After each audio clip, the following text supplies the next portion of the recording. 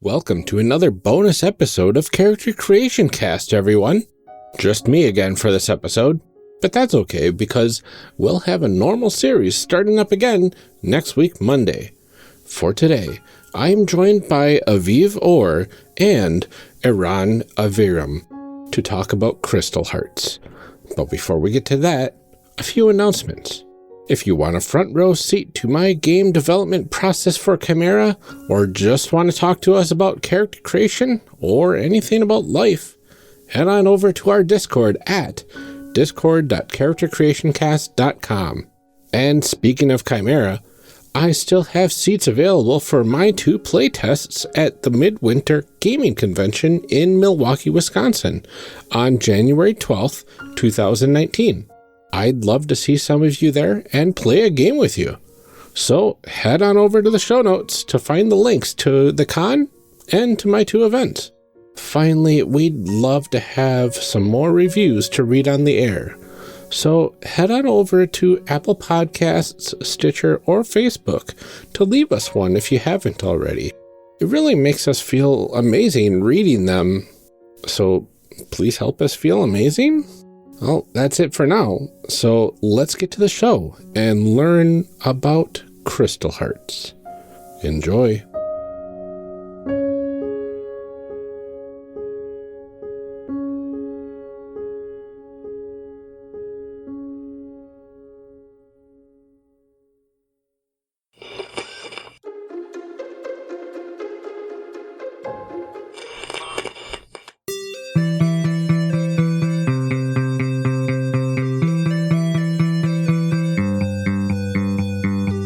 Welcome to a special bonus episode of Character Creation Spotlight, everyone.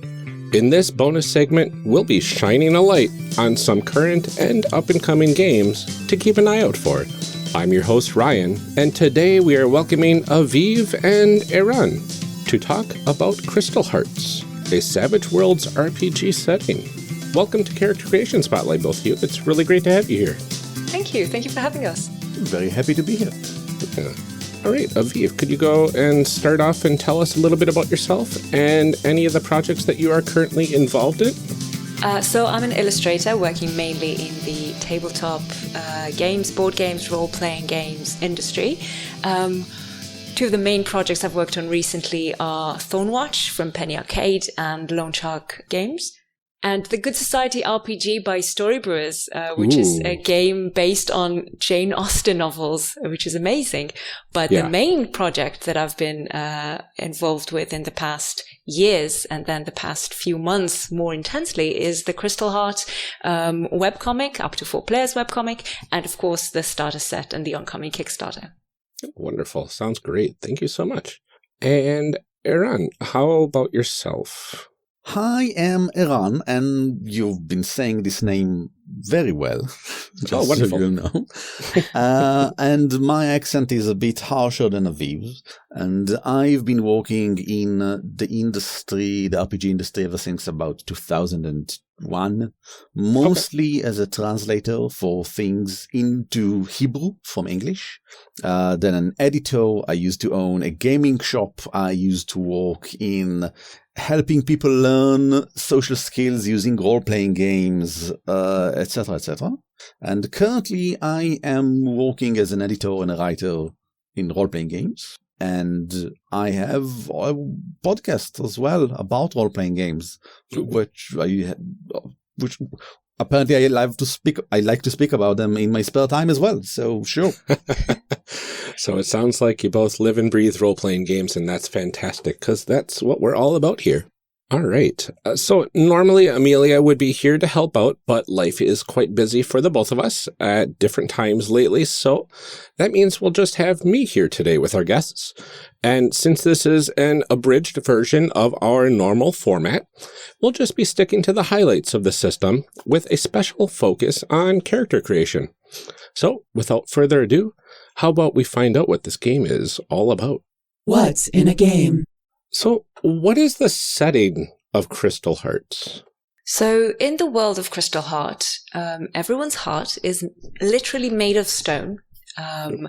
And there is an organization called SIN, which has developed a device called the Harness that is implanted in your chest, removing your actual heart.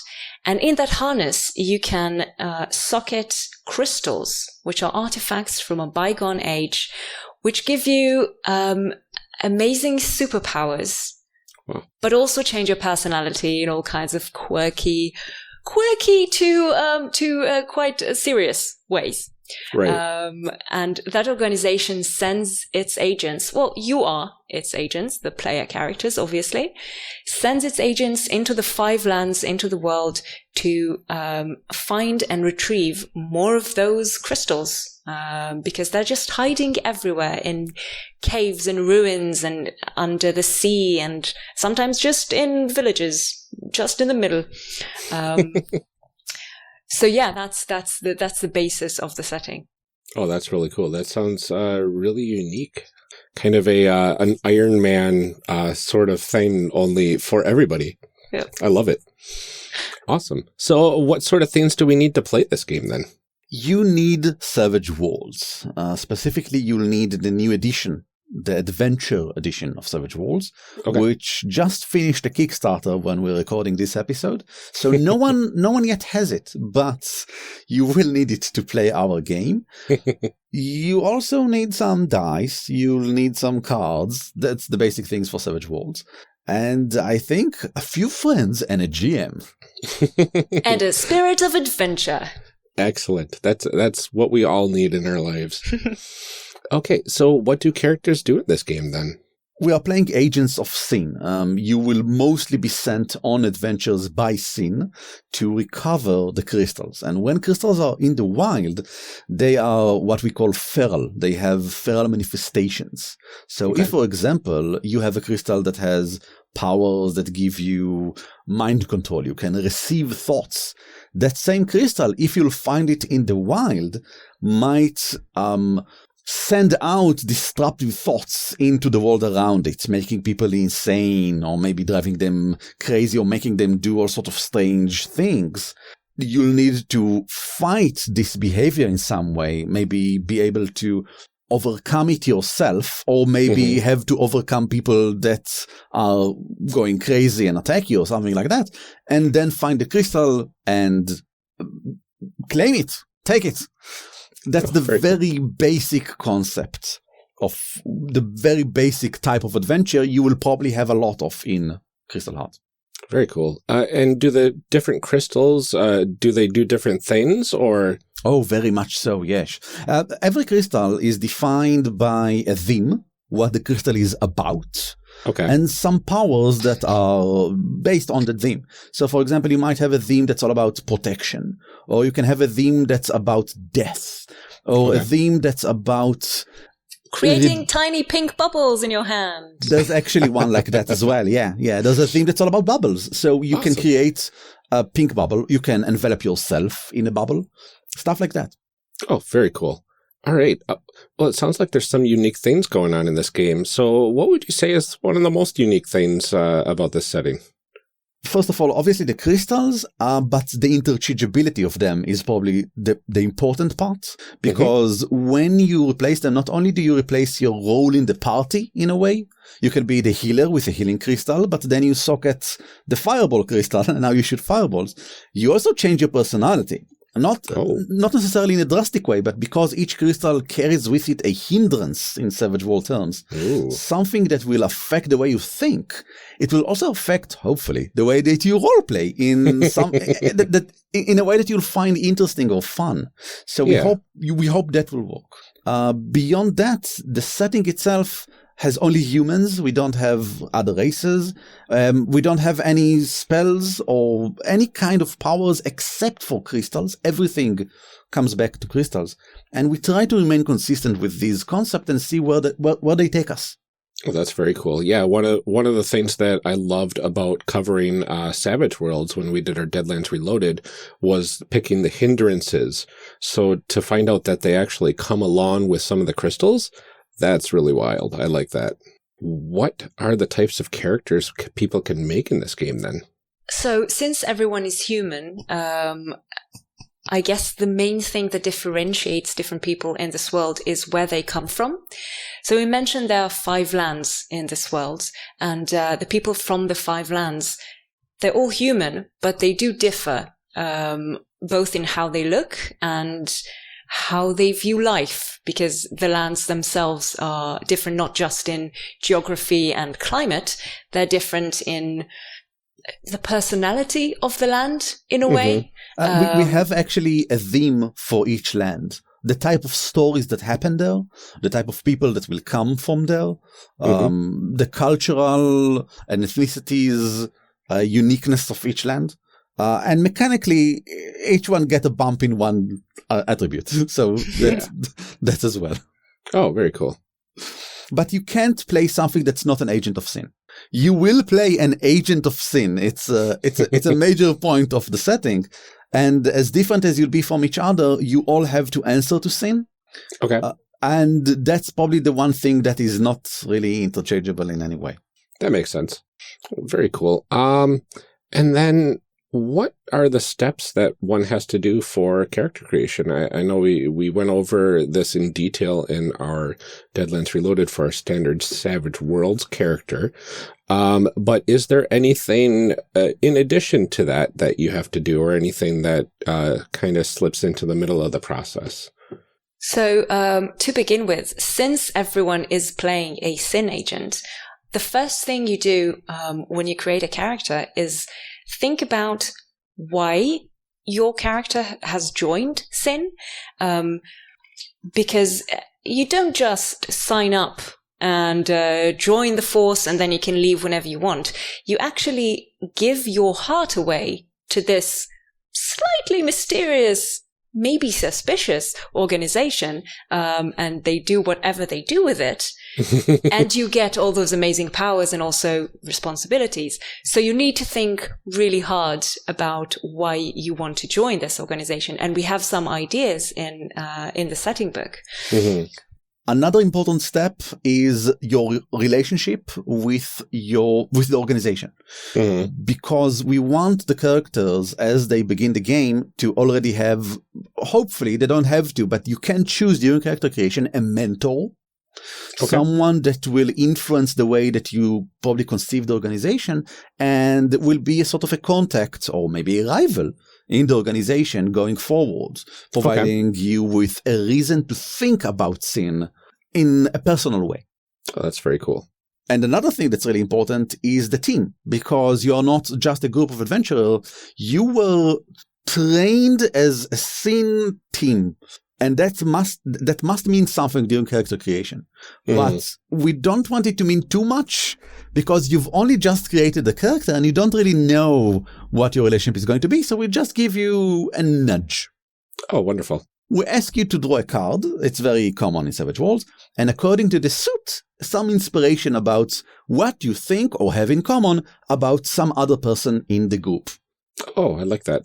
So it's effectively creating a sort of relationship mechanic at character creation. So you at least have a little bit of a starting point of how to roleplay that. It's very much inspired from many parts by the Apocalypse games that also have relationship, but they have something much more concrete than what we suggest. Yes. For some... among other reasons, because Savage Worlds doesn't have relationship mechanics in any way. And we didn't want to add any. It's just kind of planting the seeds for players to do whatever they want with it, basically. Yeah, no, I like that a lot. I love it when games include that sort of forced relationship mechanic that gives you that extra little oomph of why you care about the team to start the game with, which is really cool. Yes, absolutely. And the rest will be fleshed out once we play, but it's nice to start with something. Mm-hmm. And now, as far as I am aware, Savage Worlds is generally, there's no concrete classes or archetypes or anything like that.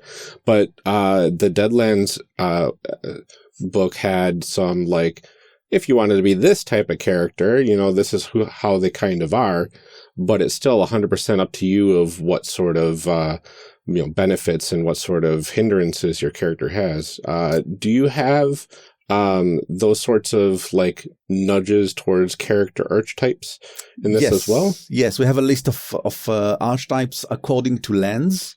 All of them assuming you were some person who is very typical to the land in some way. Yeah. We give, I think, 5 for each land, something like that. But also we have a different class of archetypes that are all about your role in the party. Do you want to be the face? Do you want to be the supporter? Do you want to be the, let's say, rogue? We'll call it specialist, but it's a rogue. And if so, then this is probably, this role is way more important to you, the player, than what land you are from. Right. So choose this archetype instead. Very cool. I like that a lot. And of course, the last thing you pick, or maybe the first thing you pick, depending on how from where you come into the system, is your beginning crystal. The first crystal that you have socketed once you go out there and start adventuring. And that crystal can significantly affect the way you play your character, or not, completely depending on the player and the crystal. Right. But it gives you that set of powers that you have in addition to your more mundane skills and abilities.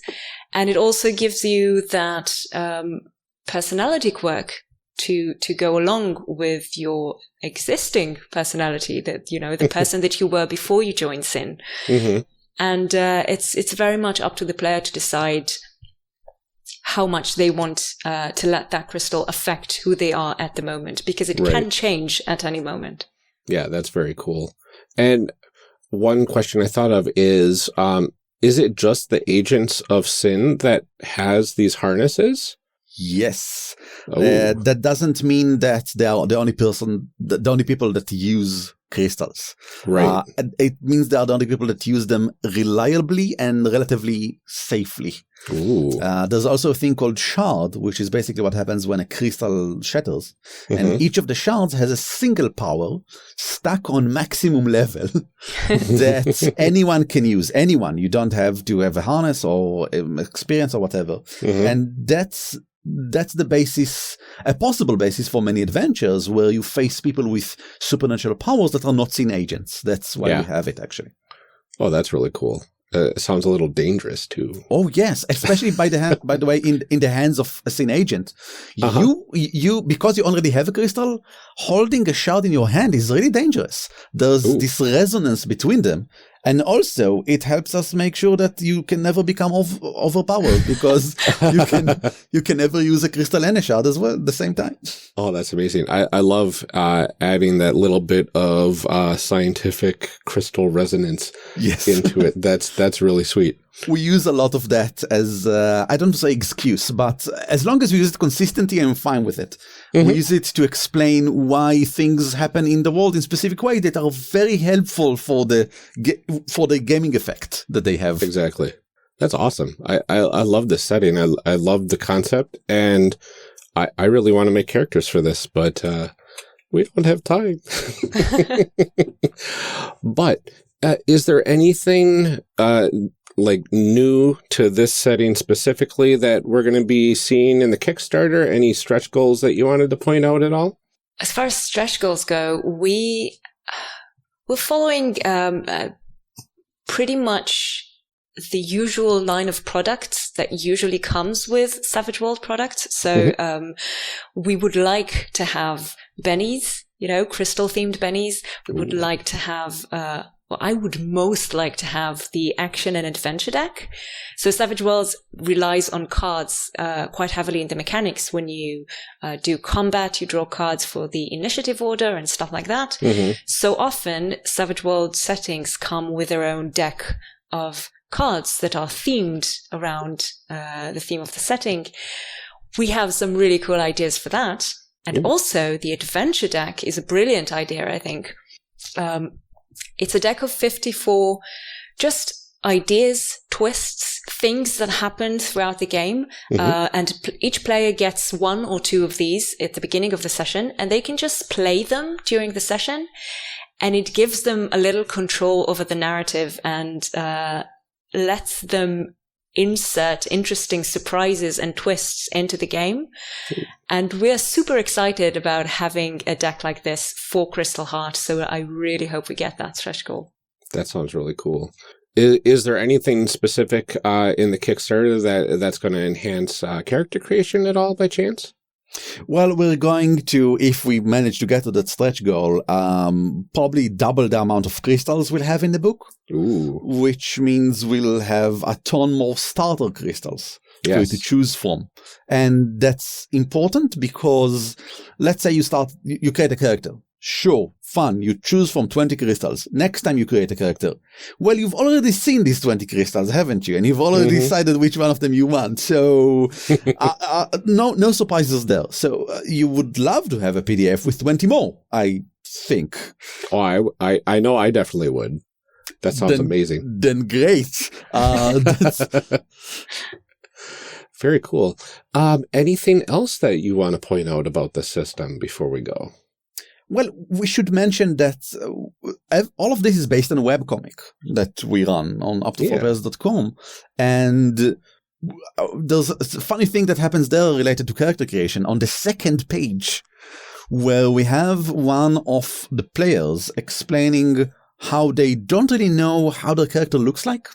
We show the other two characters in world. We show them in the fantasy world, but the third character is just this blank. And the player says, well, I have this and this. I have the character sheet. I know how much dice he has in this and this. And the GM says, well, let's create the character then using this. And throughout the last few panels, he says, I have this amount of agility. Okay, then you're probably nimble. And I have this amount of skills. Okay, so you probably have a big back on your back or something. It's funny that I don't remember my own character, but sure. And that was a lot of fun. And I really like creating characters. And we are probably going to have a one shot during the webcomic or something like that, just to have an opportunity to create more characters. Oh, very nice. Because we've been using the same characters all over. Obviously, they won't change them. They're mid-campaign. I really love that there's a webcomic attached to this system because it gives a very good visual representation of what the world is like, what the people look like. And it gives you a kind of a little bit of a head start if you are reading these comics and wanting to dive into this system. So that's very cool. You've got that synergy going on there. Yes, absolutely. I think what's going on in the comic right now is a good example of how a Crystal Heart session would look, at least at the beginning of a Crystal Heart campaign, where the agents are novice and eager to go out and find crystals, and they don't quite know about the big picture quite yet. But yeah, actually the system or the setting kind of came after the webcomic. We started with, well, it's kind of intertwined. It's complex. Yeah. We had a webcomic going for over a year, and we wanted to move away from doing just jokes about board games to doing an actual story about role-playing games. So then we needed to find a good setting and a good system to go with it. And that's kind of how it started. It is based on a game we played a long time ago, which is where the setting was born, I suppose. But the webcomics is where it developed and actually came to life as a game. Oh, that's wonderful. It's also where Aviv developed the art style. Yeah. So the setting book is going to benefit from having a very established art style already. And hopefully it will look awesome thanks to that. And it will know what it wants to say. It has definitely helped with sort of garnering interest for the Kickstarter with releasing the free starter set that we did about more than a month ago. We already had art, we already had a visual language, and that really helps capture people. Even when the setting is amazing, but people have to read 20 pages to get it, it's a little bit harder to grab them than when you have a shiny, colorful illustration as a cover, and then they can start reading and understand why that setting is so cool. Yeah, definitely. That sounds awesome. So, when does the Kickstarter end? So it goes up on the 20th and it ends on 11th of December. Of 2018, for those in the future. Yes. Gosh, that would be a really long Kickstarter. It very well would be, yes. Wonderful. Well, thank you both so much for joining me to talk about Crystal Hearts. I really enjoyed this. Thank you so much for having us. It was great. Yeah. Aviv, could you remind everyone what sort of things you're working on and where they can find you online? So I do art in all kinds of ways, and you can find me at avivor.com. That's my portfolio website. And you can also find me on Twitter at Aviv Or. Wonderful. Eran, how about yourself? I'm an editor and writer specializing in awesome, I hope. And you can find me at eranaviram.me. Good luck with that. You can probably just search for Eran Aviram or NNESK. That's where you'll find me on Twitter. Wonderful. And we'll put some links in the show notes to everything. So if people are having troubles, they'll be able to click on them right there. Cool. Wonderful. Well, thank you both so much for joining me for this special bonus episode of Character Creation Spotlight. And thanks everyone that is listening for tuning in. We'll see you next time.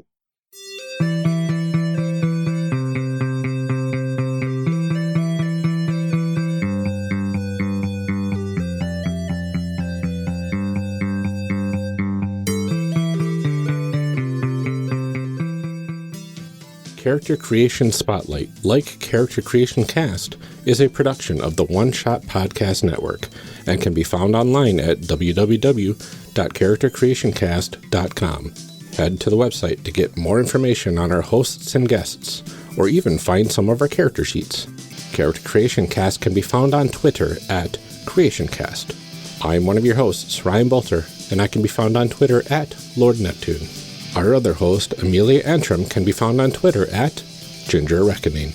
Music for this episode is used with a Creative Commons license or with permission from the podcast it originated from. Further information can be found within the show notes. This episode was edited by Ryan Bolter.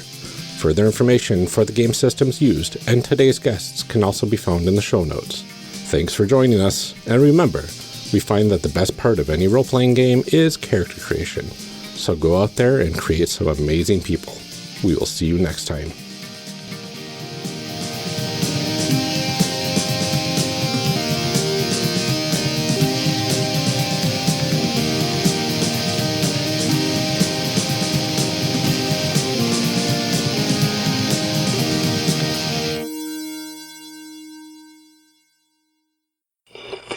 Now we gotta read some show blurbs. Show blurbs. Show blurbs.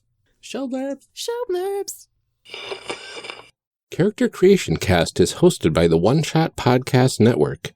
If you enjoyed our show, visit oneshotpodcast.com, where you will find other great shows like Warda. Warda is an original fantasy actual play podcast created by Ali Grauer and Drew Marziewski. It's 1 part Game of Thrones, 2 parts Downton Abbey, served on the rocks with a twist of Agatha Christie. Discover magic, mystery, and more than a little socio-political commentary along the way. The city holds thousands of stories. What will yours be?